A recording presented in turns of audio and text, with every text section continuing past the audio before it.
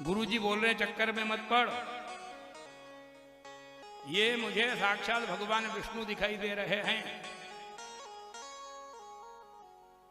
राजा बलि ने कहा गुरुजी, ये जीवन में कर्म करते किसके लिए करते हैं? सत्कर्म किसके लिए करते हैं? भगवान विष्णु के लिए। पूरा कर्म होने के बाद हाथ में जल लेके क्या बोलते हैं? अनेनु कर्मणा कृतेनु परमेश्वर हो प्रीयतान्न मम। मैंने जो होम किया है, दान किया है, पूजन किया है, पाठ किया है, मंत्र जाप किया है, अभिषेक किया है, ये परमात्मा के चरणों में समर्पित हो जावे। अब परमात्मा को देंगे तो फिर बदले में वो आशीर्वाद देगा। ये किया हुआ जाप और किया हुआ पुण्य हम अपने पास थोड़ी रख सकते हैं, इसको ब्रह्मार्पण करना ही पड़ेगा। और वैसे भी नियम है ना, हम रोजाना ही तो बोलते हैं आरती में, क्या बोलते हैं? समर्पण होगा ही, हम नहीं करेंगे तो जबरदस्ती समर्पण हो जाएगा। छीन लेगा, शरीर भी छीन लेगा, धन भी छीन लेगा, मन को भी छीन लेगा, परिस्थिति के साथ छीनेगा। देना अच्छा कि छिनाना अच्छा? इसलिए जिस विष्णु के लिए सारा संसार कर्म करता है, और वो विष्णु जो है ना संसार में सबसे बड़ा दाता है। बड़ा दाता कौन है? ध्यान देना, दाता एक राम, भिखारी सारी दुनिया। परमात्मा एक दाता है और सारा संसार जो है भिखारी है, उसके आगे हाथ पसार के बैठा हुआ है। अब वो यदि मेरे यहां भिखारी बन के आ जावे तो वो बड़ा कि मैं? विचार करना कि जो दुनिया को देने वाला है, जो दुनिया को देने वाला है, सारी दुनिया जिसके सामने हाथ पसारती है, और वो यदि आकर के मेरे सामने हाथ पसार रहा है, भिक्षा मांग रहा है, 3 पांव भूमि मांग रहा है, तो सम्मान किसका बढ़ेगा? और यदि महाराज मैं नहीं दूंगा तो ये सारी संपत्ति को क्या माथे पर रख के साथ ले जाऊंगा क्या? मेरे पिताजी ने ले गए कि दादाजी ने ले गए कि परदादा ने ले गए? यहां हम केवल चौकीदारी करने आए हैं, ध्यान रखना। जबरदस्ती मालिक यदि बन रहे हैं तो बहुत बड़ी भूल कर रहे हैं। पावती में क्या लिखते हैं? भूस्वामी, है ना, भूमि के स्वामी। क्यों साहब, भूमि स्वामी कितने दिन रहेंगे? पिताजी थे जब तो पिताजी भूस्वामी हो गए, पिताजी चले गए तो हम भूस्वामी हो गए, हम चले गए तो हमारी औलाद भूस्वामी हो गई, वो चले गए तो उनकी औलाद भूस्वामी हो गए। स्वामी कितने बनेंगे? स्वामी केवल एक है, बाकी सब जो है सेवक है, सब चौकीदार है। अब यहां मालिक बनकर के व्यवस्था दिखावे, काम नहीं चले। अब एक काम कीजिए,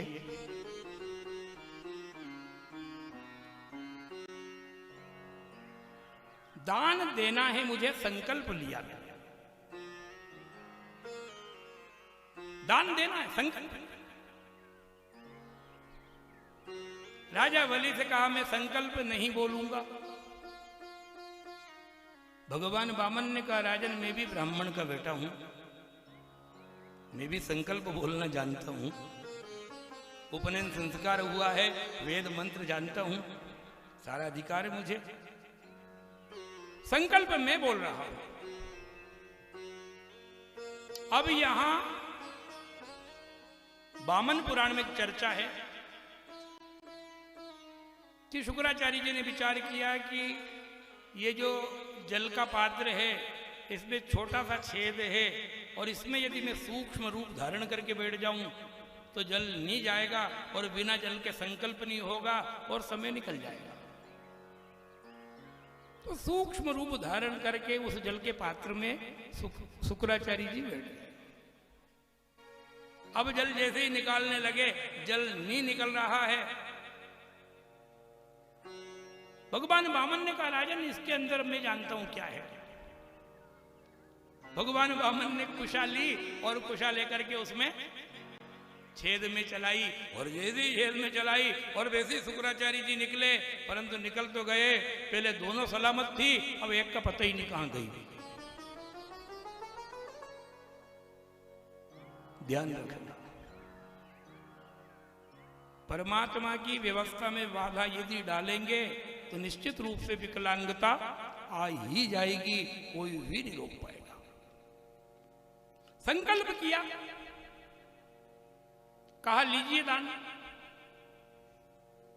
भगवान वामन ने कहा कहां से नापूं? अरे बोले छोटे छोटे पांव हैं, जहां से चाहो वहां से नाप लो। ये राजा बलि का राज्य है। भगवान ने कहा, बोले हाँ 7 द्वीप 9 खंड वाली पूरी पृथ्वी मेरी है, 99 यज्ञ भी पूरे हो गए और 100वां यज्ञ भी जो है चालू हो रहा है, ये इंद्रासन भी मुझे मिल जाएगा, जहां से चाहिए वहां से ले ले बालक। और तेरे छोटे छोटे पाँवों में कितनी नापेगा तो कितनी लेगा? भगवान ने कहा अच्छा छोटे पाँव से संतुष्ट नहीं है? बोले हाँ अच्छा बड़ा पाँव होता ना तो आनंद आता। बोले ठीक है तुम्हारी इच्छा है, अब यजमान की इच्छा होवे हाँ तो ब्राह्मण फिर अपना विस्तार कर ही लेवे, ध्यान देना। अब यजमान खुद ही यदि सुकुड़े तो फिर ब्राह्मण भी विचार करे कि कोई चक्कर में पड़े, है ना। भगवान ने जैसे ही पाँव को ऊपर नापने के लिए आगे बढ़ाया तो कैसा पाँव का पंजा कैसे दौड़ रहा, जैसे प्रातःकाल सूर्य की जो है किरणें अंतरिक्ष से भूमंडल पर आती है, इसी प्रकार भगवान का पाँव का पंजा सीधा दौड़ा और दौड़ता विशाल स्वरूप बन गया, शरीर बढ़ता गया, एक ही पाँव से पूरे भूमंडल को नाप। राजन ये तो एक ही पाँव की पृथ्वी। राजा ने कहा प्रभु जय हो आपकी। 99 पूरे कर दिए, 100वां जो है चल रहा दान यज्ञ, इसलिए ऊपर का भी अधिकार मेरा है, भूवरलोक स्वर्गलोक भी मेरा है।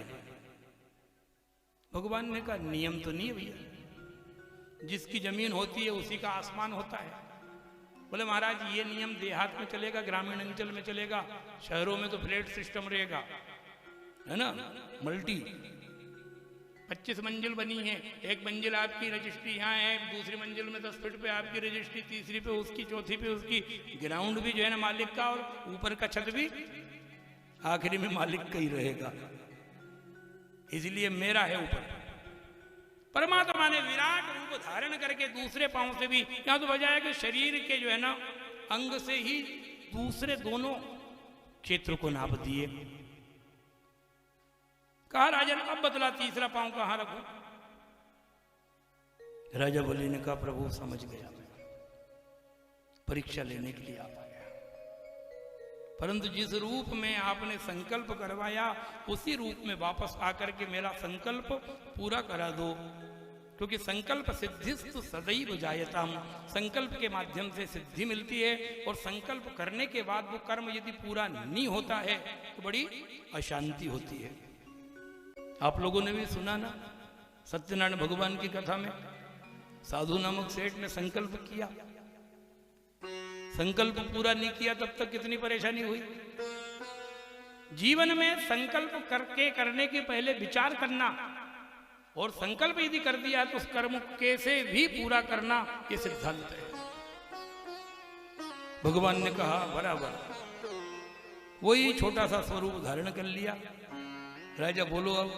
राजा बैठ गए, बोले मेरे सिर के ऊपर पैर रख दो, आपने संसार को नाप दिया परंतु मुझे नहीं नापा है प्रभु, आप मुझे नाप करके और अपना संकल्प पूरा कर दो।